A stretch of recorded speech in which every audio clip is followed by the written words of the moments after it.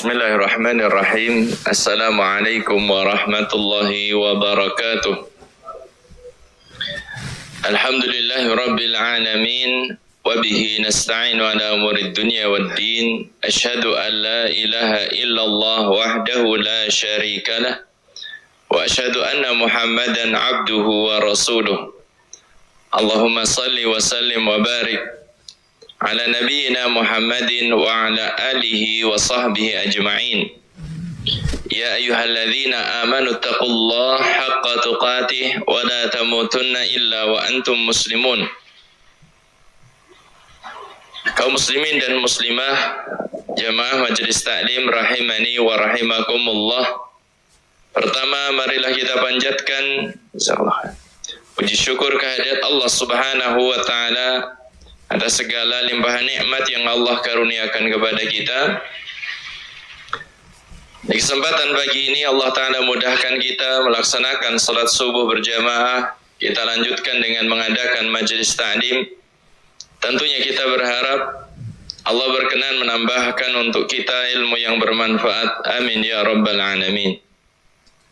Salawat serta salam semoga senantiasa terlimpah bagi panutan kita Nabi besar Muhammad sallallahu alaihi wasallam, keluarganya, para sahabatnya, beserta umatnya yang setia hingga akhir zaman. Kaum muslimin dan muslimah, jamaah sekalian rahimani wa rahimakumullah. Pada kesempatan majelis kita pagi ini insyaallah kita akan bahas sebuah hadis dari Nabi sallallahu alaihi wasallam. Hadis ini dikeluarkan oleh Imam Al-Bukhari dari sahabat Umar bin Khattab radhiyallahu anhu. Beliau mengatakan, sami'tu Rasulullah sallallahu alaihi wasallam yaqul. Aku mendengar Rasulullah sallallahu alaihi wasallam beliau bersabda, la tutruni kama atratin nasara ibna Maryam. Janganlah kalian berlebihan terhadapku sebagaimana orang-orang Nasrani telah berlebih-lebihan terhadap Isa putra Maryam. Fa innama ana abdun. Beliau sallallahu alaihi wasallam kemudian menjelaskan, sesungguhnya aku ini adalah hamba. Faqulu abdullahi wa rasuluh. Maka katakan tentangku, aku ini adalah hamba Allah dan utusan Allah Subhanahu wa taala. Jamaah sekalian rahimani wa rahimakumullah. Di dalam hadis ini Nabi sallallahu alaihi wasallam melarang umatnya, kita termasuk di dalamnya, kita yang dilarang untuk berlebih-lebihan dalam memuji beliau sallallahu alaihi wasallam. Memuji beliau, mencintai beliau itu sesuatu yang dianjurkan di dalam agama kita. Namun yang dilarang di sini adalah al-itra', ghulu fil madah, berlebih-lebihan di dalam memuji. Kemudian Nabi sallallahu alaihi wasallam menjelaskan tentang posisi beliau. Kenapa tidak boleh berlebih-lebihan memuji beliau? Karena beliau itu hamba Allah yang tidak punya hak sedikit pun untuk disembah, untuk diagungkan melebihi kedudukan seorang hamba di sisi Allah Subhanahu wa taala. Dan beliau sallallahu alaihi wasallam adalah utusan Allah yang tidak boleh didustakan. Ma'asyiral muslimin, Bapak Ibu sekalian rahimani wa rahimakumullah. Ada beberapa faedah yang bisa kita petik dari hadis yang kita bahas ini. Faedah pertama adalah haramnya berlebih-lebihan dalam mengagungkan para nabi. Demikian juga mengagungkan orang saleh. Al-itra, yaitu memuji dengan berlebihan, melewati batas, sehingga mengangkat kedudukan melebihi kedudukan yang Allah berikan. Itu yang dilarang. Kalau memberikan pujian sanjungan kepada Nabi sallallahu alaihi wasallam dengan sesuatu yang ada pada beliau, ya tidak masalah. Bersolawat kepada beliau, memperbanyak salawat, apalagi di waktu-waktu yang istimewa seperti hari Jumat. Kita mentargetkan sekian kali baca sholawat misalnya, ya nggak ada masalah. Kenapa? Karena itu memang dianjurkan. Beliau sendiri sallallahu alaihi wasallam memerintahkan aktsiru minas salati alayya lailatal jum'ah wa yaumal jum'ah. Perbanyaklah oleh kalian untuk bersalawat kepadaku malam Jumat dan juga hari Jumatnya. Sesuatu yang itu disebutkan di dalam syariat kita itu diperbolehkan, gak ada masalah. Jadi jangan sampai kita melampaui batas. Melampaui batas, di antara contoh melampaui batas, maksud tujuannya katanya pengen memuliakan Nabi, tetapi itu adalah melampaui batas. Di antara contohnya adalah mengangkat Nabi SAW sampai kepada derajat ketuhanan. Apa ada yang seperti itu? Dalam konteks kalau seandainya mungkin nyembah sujud kepada Nabi, mungkin nggak ada. Tetapi perbuatan yang lain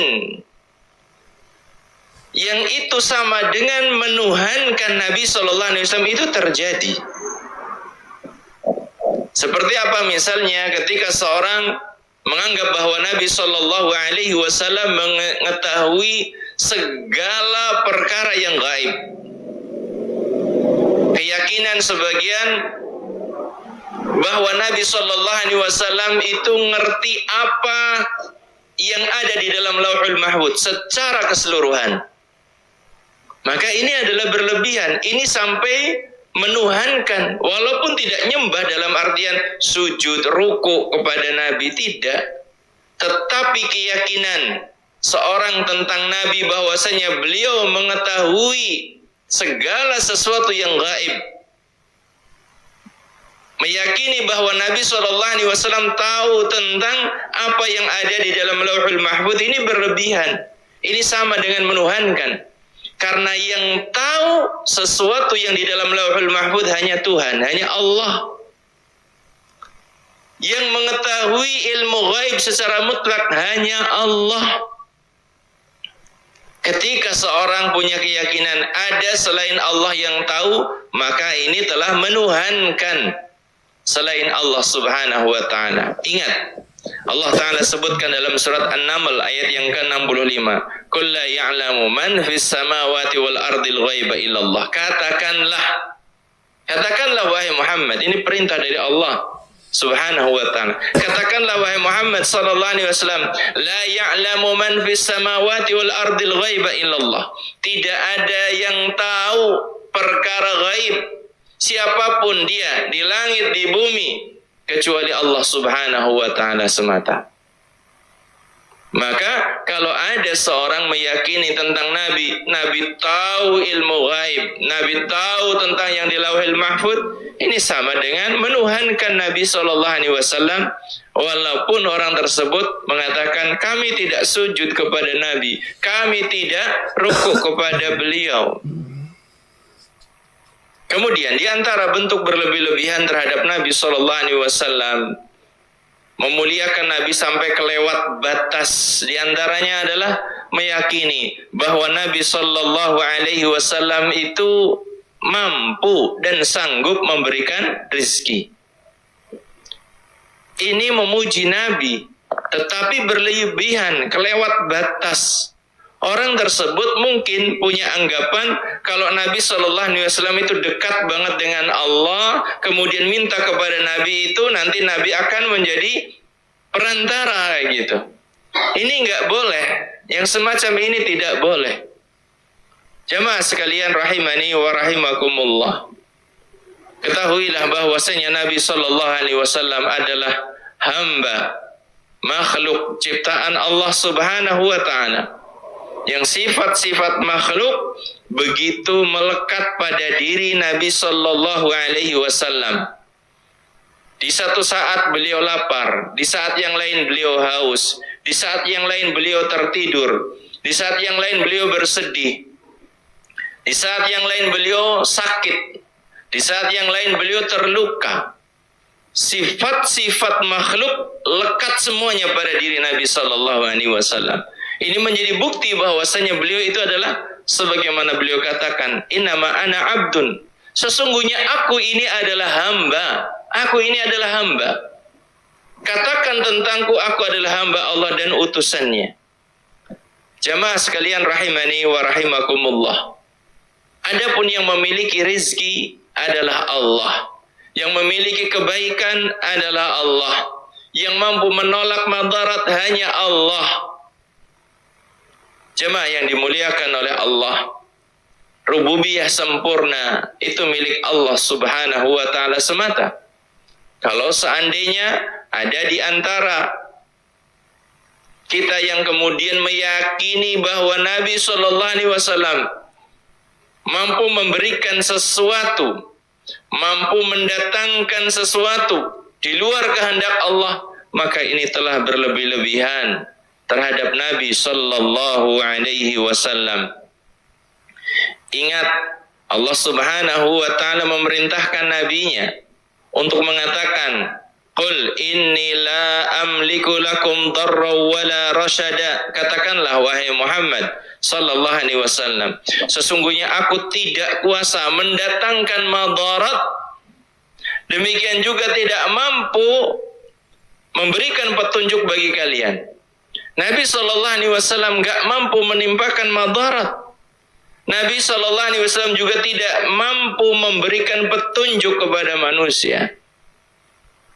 Beliau ditugaskan untuk menjelaskan, memaparkan kebenaran, menjelaskan tentang hidayah.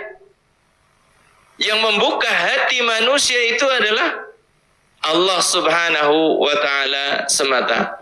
Sebagaimana pada beberapa pertemuan yang lalu kita telah menjelaskan bagaimana upaya Nabi memaparkan Islam untuk sang paman, yang akhirnya sang paman mati dalam keadaan musyrik. Kebaikan adalah dari Allah subhanahu wa ta'ala. Yang menolak madarat juga Allah subhanahu wa ta'ala. Jamaah sekalian rahimani wa rahimakumullah. Demikian juga di antara bentuk berlebihan terhadap Nabi sallallahu alaihi wasallam adalah meyakini bahwa dunia dan akhirat itu adalah karena kebaikan Nabi sallallahu alaihi wasallam. Sebagian menyebutkan bait syair, sesungguhnya di antara kebaikan Nabi sallallahu alaihi wasallam adalah dunia dan akhirat. Dunia dan akhirat itu miliknya Allah, kebaikan dari Allah untuk umat manusia, bukan kebaikan dari Nabi Muhammad sallallahu alaihi wasallam untuk umat manusia, bukan. Nabi sallallahu alaihi wasallam beliau yang ditugaskan, satu di antara nabi yang ditugaskan untuk memakmurkan dunia dengan ketaatan kepada Allah, dengan ibadah kepada Allah. Demikian juga di antara yang disebutkan adalah wa min ulumika ilmul lauhi wal qalami. Ini bentuk berlebihan. Di antara ilmu wahai Nabi sallallahu alaihi wasallam adalah ilmu tentang Lauhul Mahfuz dan ilmu tentang pena. Pena yang diperintahkan oleh Allah Subhanahu wa taala untuk menuliskan segala sesuatu yang bakal terjadi di kehidupan umat manusia. Pena yang diperintahkan oleh Allah, uktub. Mada aktub, pena tersebut menjawab, apa yang harus aku tulis? Uktub ma huwa kainun ila yaumil qiyamah. Tulislah segala sesuatu yang bakal terjadi hingga hari kiamat. Sebagian sampai menisbatkan Nabi tahu ilmu tentang Lauhul Mahfuz, Nabi tahu tentang apa yang ditulis oleh pena. Pena takdir maksudnya. Jamaah rahimani wa rahimakumullah. Ini semuanya adalah jelas perbuatan berlebih-lebihan. Seolah-olah Nabi memiliki dunia dan akhirat. Seakan-akan Nabi mengetahui segala sesuatu yang sudah terjadi ataupun yang akan terjadi. ini adalah semuanya bentuk berlebih-lebihan terhadap Nabi Sallallahu Alaihi Wasallam. Faedah yang selanjutnya, faedah kedua dari ayat ini, dari hadis ini, faedah kedua adalah bersemangatnya Nabi Sallallahu Alaihi Wasallam dalam menutup celah yang bisa menjerumuskan manusia ke dalam kesyirikan.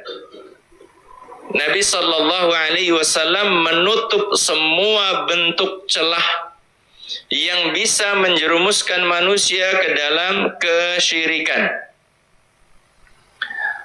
Nabi begitu paham kesyirikan pertama kali terjadi di masa atau di zaman Nabi Nuh alaihi salam. Apa yang menyebabkan manusia terjerumus ke dalam kesyirikan? Ghulu fis salihin, berlebih-lebihan terhadap orang saleh. Makanya Nabi Sallallahu Alaihi Wasallam mengingatkan umatnya, jangan kalian berlebih-lebihan terhadapku.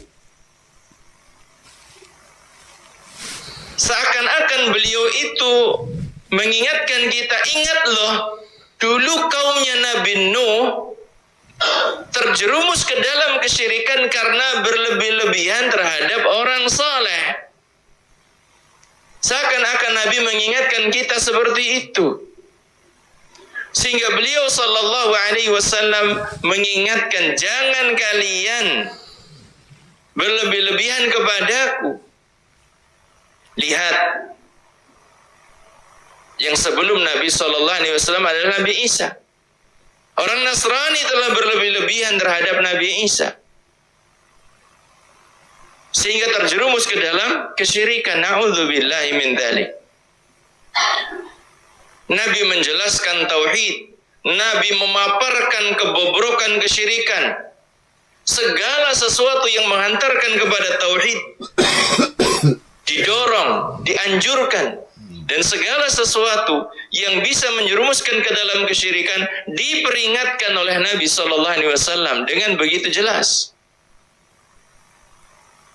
Akan memahaminya orang-orang yang dibukakan hatinya oleh Allah, dan akan sangat sulit untuk paham bagi orang-orang yang hatinya dikunci oleh Allah Subhanahu wa taala.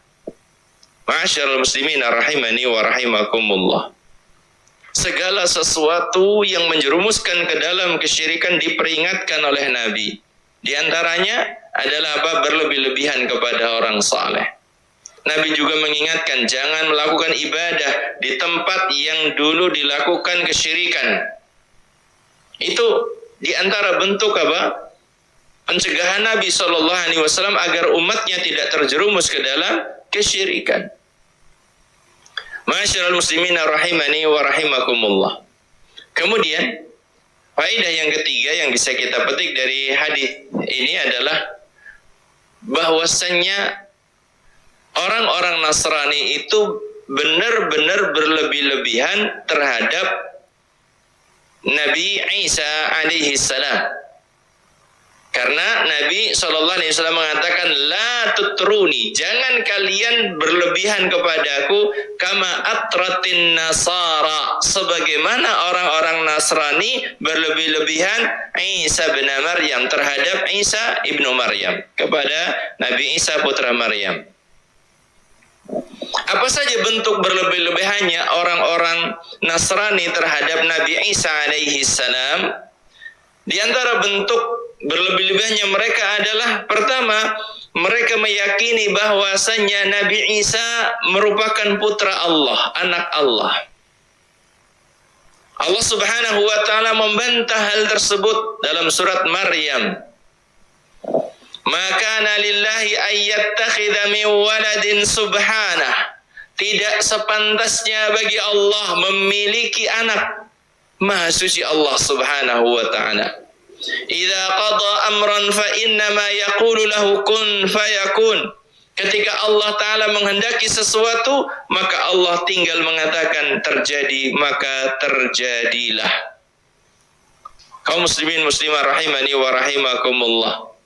Jadi mereka orang-orang Nasrani meyakini bahwasanya Nabi Isa itu sebagai anak Allah. Karena mereka itu salah paham tentang kalimatullah. Sebagaimana sudah pernah saya ingatkan, orang Nasrani meyakini Nabi Isa kalimatullah. Orang Muslim meyakini Nabi Isa juga kalimatullah. Namun keyakinannya ini berbeda. Kalimatullah menurut orang Nasrani maksudnya adalah firman Allah yang menjelma menjadi manusia.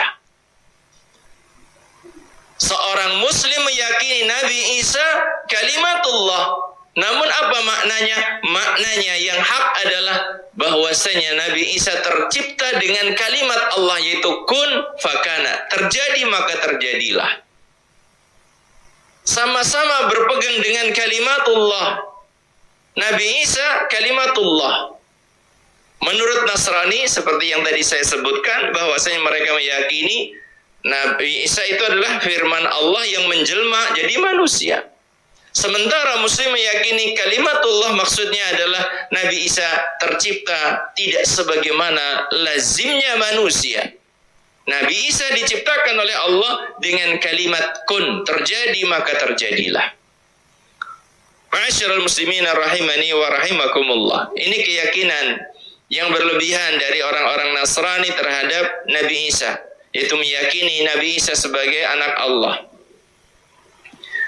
Apalagi keyakinan mereka tentang Nabi Isa, di antaranya adalah mereka mengangkat Nabi Isa sebagai Tuhan.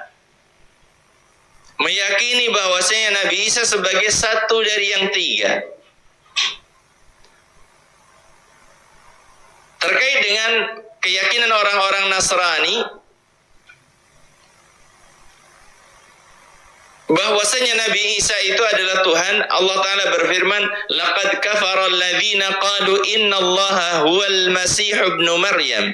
Sungguh telah kafir orang-orang yang mengatakan sesungguhnya Allah itu adalah Al-Masih putra Maryam. Surat Al-Maidah ayat yang ke-17.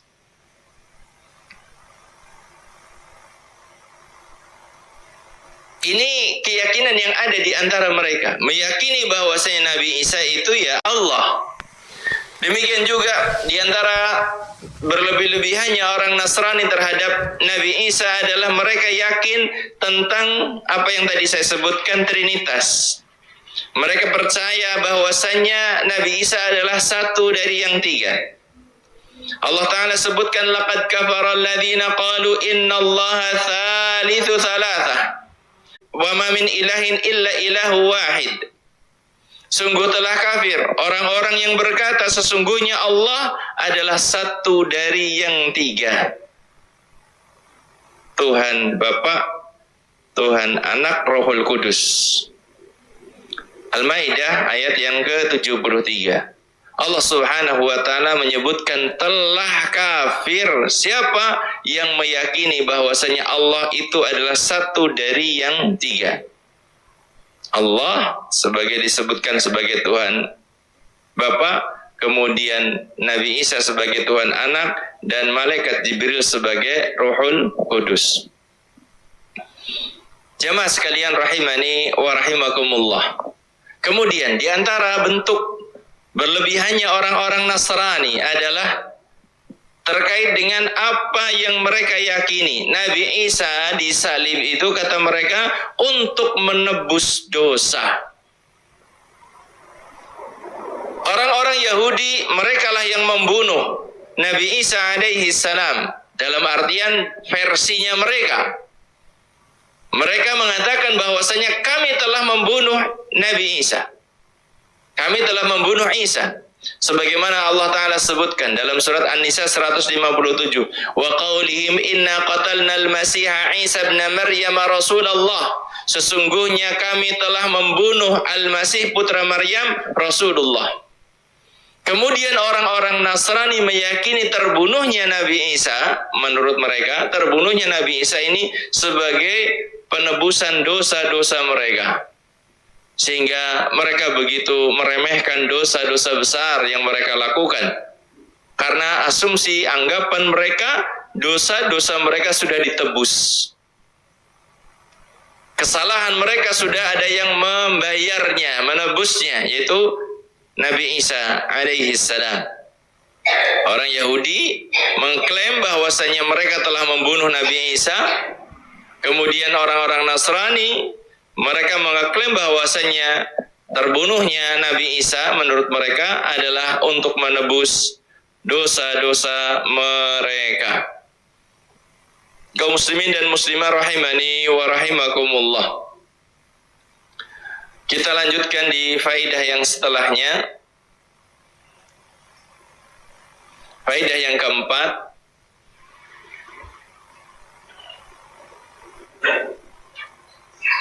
bantahan kepada orang-orang yang meyakini tentang Nabi Sallallahu Alaihi Wasallam ada pada sesuatu yang lebih daripada kerasulan.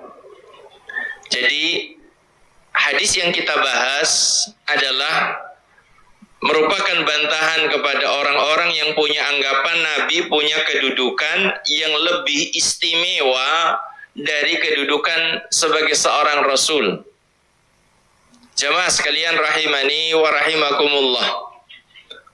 Ketahuilah bahwasanya kedudukan Nabi Shallallahu Alaihi Wasallam yang paling istimewa adalah dua hal ini. Sebagai hamba Allah dan yang kedua sebagai utusan Allah Subhanahu wa Ta'ala. Makanya persaksian tentang ini disebutkan di dalam kalimat syahadat. Asyhadu an la ilaha illallah wahdahu la syarikalah wa asyhadu anna Muhammadan abduhu wa rasuluh. Adanya kalimat abduhu wa rasuluh ini adalah menjelaskan tentang kedudukan yang paling istimewa yang dimiliki oleh Nabi Shallallahu Alaihi Wasallam. Sebagai hamba Allah, Nabi kita Shallallahu Alaihi Wasallam telah mempraktekkan kehambaan yang terbaik di muka bumi. Sejak manusia pertama hingga yaumul akhir sampai kiamat nanti tidak ada hamba yang mempraktekkan ubudiyah, yang mempraktekkan kehambaan melebihi istimewanya ibadah atau kehambaan Nabi kita Muhammad sallallahu alaihi wasallam. Dan gak mungkin akan ada. Kalau ada keyakinan seperti itu, rusaklah akidah seorang. Karena Nabi sallallahu alaihi wasallam adalah a'badun nas li rabbih, adalah manusia yang paling sempurna ibadahnya kepada Rabbnya. Beliau sallallahu alaihi wasallam menjadi hamba yang paling istimewa dalam menjalankan perintah dan menjauhi larangan Allah Subhanahu wa taala. Disempurnakan sebagai hamba Allah Subhanahu wa taala. Dan beliau sallallahu alaihi wasallam diangkat kedudukannya menjadi yang terbaik di antara para nabi dan rasul.